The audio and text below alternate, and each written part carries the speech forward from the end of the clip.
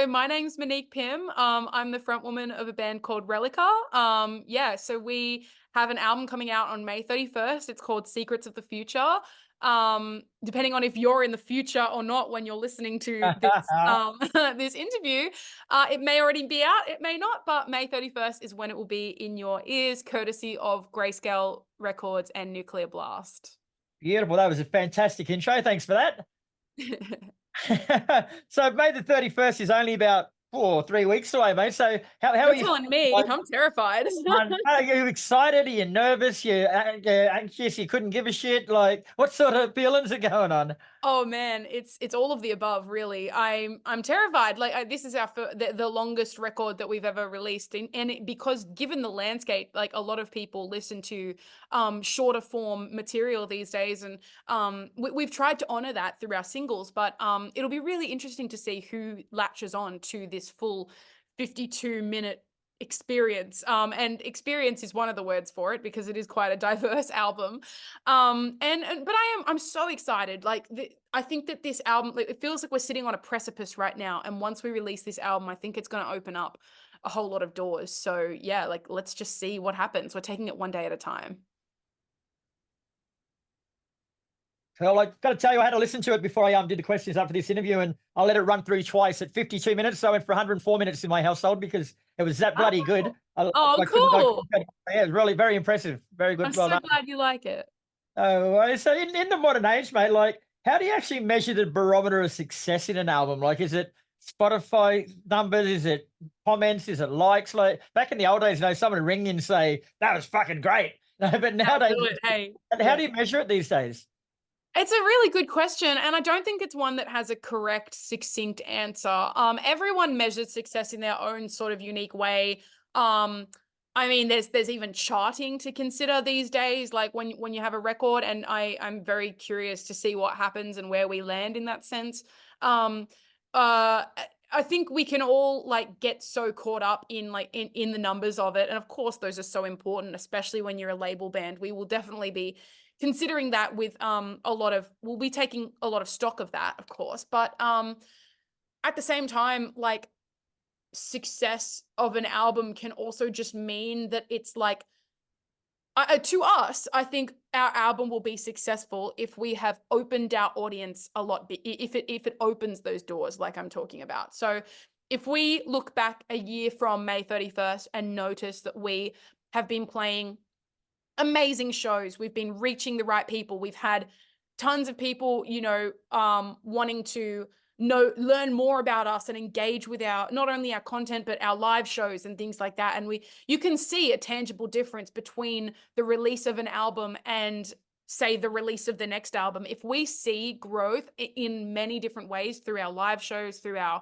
numbers, through the kind of interactions that we have on a day-to-day basis, then we'll know that it was successful. I think I think you got to measure that success in a couple of different ways to really know.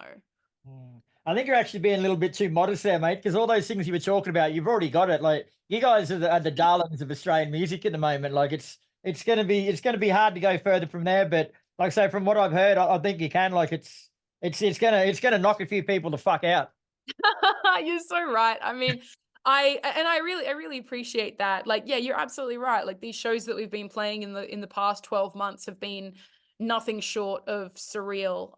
And I'm hoping that, yeah, they I mean, it's not only bigger on the scale of how many people you're playing to, but yeah, like, we really want to get out and even see a couple of new cities. Like, I mean, for example, like the next thing that we want this album to take us global. So hopefully, if we see the Northern Hemisphere next year, like, we'll be on to a winner, and at like not like crossing my fingers, like hoping that this happens, but like it looks like we've got all the systems in place to make it happen, which is really exciting.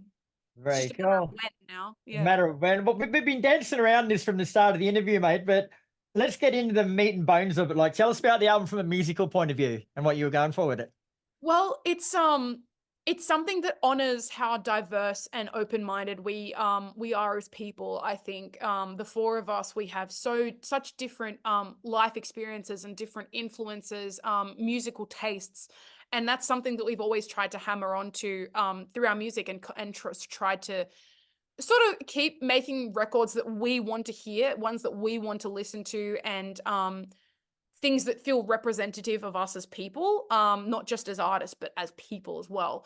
So that's something that we've really remained true to on this album. And I mean, I'm only speaking from myself here, but I think that we've sort of captured the right formula for it now, because we're not only like on our I Don't Know What I Am EP, we sort of threw everything at the wall and we just went pretty crazy with it, but this album exercises a lot of restraint, and I think that that's really cool, because it shows that I think it shows that we've matured, you know, as people and as artists, and it's also um shown that, like, you know, we know how to write now in a way that services the song and services the wider product, rather than zooming in on parts and kind of making each part perfect and things like that. um and ultimately I think the one word that captures this album is diversity or open-mindedness. There's so many different sounds on there. Ultimately we call it progressive metalcore, but that progressive is the kicker. The progressive means that we've taken metalcore and we've sort of drawn in a whole lot of different influences, sounds and styles and things from other places. And so hopefully there should be something for everyone on there, you know, something for the pop fan, something for the rap fan, hip hop fan, like, and then also of course staying true to our progressive metalcore roots. Hopefully people still love us for that. Fantastic. Now, you've released the singles Killstar, Terminal, and Dying Light. So, are they a good overall sonic representation of what you expect? I think so. I think there's a there there was definitely a logical move behind those three being the singles, because yeah, they do hit three very different corners of the album. I saw, I think, a YouTube comment this morning when I was taking a look at the like feedback to Dying Light, because it's only at the point of this chat, it's only been out for like 24 hours. So Right. I was having a look, and someone said something along the lines of like each three every like all of these three singles have been like so different. Like, yeah, it was talking about how each of them like hits different territory, and I think that's absolutely true. And I think that every song on the album from this point on, because there are 12 songs, there's a lot of territory that we've covered, has something in common with one of those three singles. You know, whether it's got that sort of high shine, modern, like sort of like almost a stadium rock vibe that Terminal has, whether it's got that techie, sludgy heaviness that Killstar has, or whether it's got the attitude and the almost more like like dark and dirty, like sort of like unpolished vibe of Dying Light. So all those three hit some different territory that I think each song on the album covers to some extent. Yeah.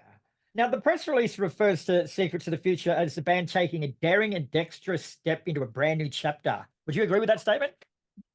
I think that that's Janine doing her working her magic. She weaves the magic god, doesn't she? Yeah, she's brilliant. She really is, isn't she? And I would agree, I think. Without sounding cocky, you know, I Oh, think she said it. You're just agreeing. What was the question? Sorry. So did you agree with the statement that you Oh, are taking a daring step? I think so. Yeah, definitely. It like, I mean, we're all about taking risks here at Camp Relica, I think. That's some we during the writing of the process of this album, we needed to build not only a lot of trust within ourselves, but like that trust is going to extend with our audience as well. Particularly sort of releasing a song like Terminal as the debut from this campaign. No one had heard anything from Relica since I Don't Know What I Am, which was 2022. And then we sort of went, I mean, not underground. We played some amazing shows in that time, but when it comes to releasing music, we went underground and we sort of tucked away for a little while. So coming out with Terminal was such an interesting thing, because people had to sort of trust the process a little bit. Like, we placed a lot of faith in our audience to be like, yes, this is quite different, but like, don't worry, there's more where that came from, you know, like that's why we dropped Killstar after that as almost a safety blanket to sort of be like, don't worry, we still got our progressive, Let's kill us. we're still techie, we're still us. But it the leap between Terminal and Killstar was sort of like a trust fall, I think, between us and our audience. It's like, um that one, by the time we caught them and we realized that like they were at the end of that trust fall, they hopefully could sort of understand that we are now taking risks with this album, and we are going to like explore some new territory. Stay with us, bear with us, and see what you think, because once we release this album, it's no longer ours, it's theirs, it's yours. So that trust and that that trust and that risk taking is a very important part of who we are and the album as a whole. Mhm. I actually think, if anything, it's shown increased confidence and maturity with the band. Like, considering your last EP stated, "I don't know what I am," and on this Right. album, "The Secrets of the Future." Like, you've come a long way in 12 months. You're absolutely right. Like, and I'm so glad that you see that, because that was a huge part of our identity as well. And even like visually, like through like the aesthetics of the album, like we've come a long way, and we want to show people who we are, and that we've matured a lot, and that we do know what we are now. Like, while it's still without a label, because it's very difficult to, I mean, the label we call it is progressive metalcore, but even still, it doesn't completely capture who we are genre wise. So while we are still not knowing what we are in terms of label, we know what we are now, in that diversity and that identity, like that sort of the diversity and the not being able to label is the label in a way. Like, I know that it's a little bit meta in that sense, but we really embraced that as a part of who we are. Yeah, cool. Now we're gonna have to wind this up because somebody was late to this today, but I've got one question that I'm really, really interested to know the answer to, that I've got to ask you. Like, I read an interesting quote from the band where you said that your songwriting style shifted in 2023 when you started writing this album. Like, but was that a noticeable shift at the time? Did you sort of sit back and go, "Wow, this is different," or did it take until the end of the cycle, be looking back on it and sort of when the music's come out, and that's when you realized it was different?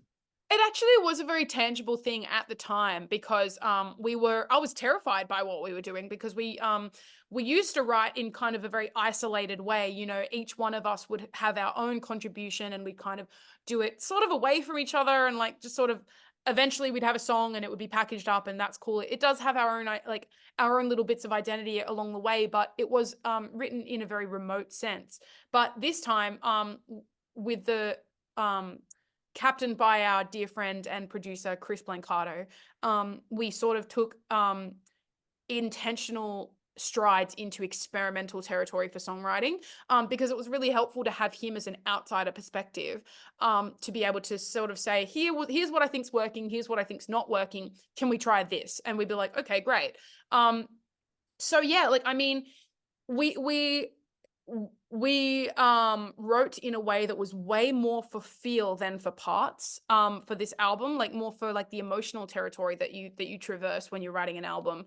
And I mean, for example, like, I had never written on pen and paper, but this time I did. I sort of like set a challenge for myself to kind of scroll away and to get something out that felt authentic for the moment, not perfect, like, because I'm a bit of a perfectionist when it comes to my lyric writing. But so instead, I really tried to like exercise this strategy of like imperfection. And funnily enough, some of those vocals that are in that little notebook, they ended up pretty much word for word on the album, which is, I did not expect that, but it's kind of magical looking back on that and having the gift of hindsight and saying, yeah, that really did work out, this experimental style. So we'll definitely be trying that again in the future.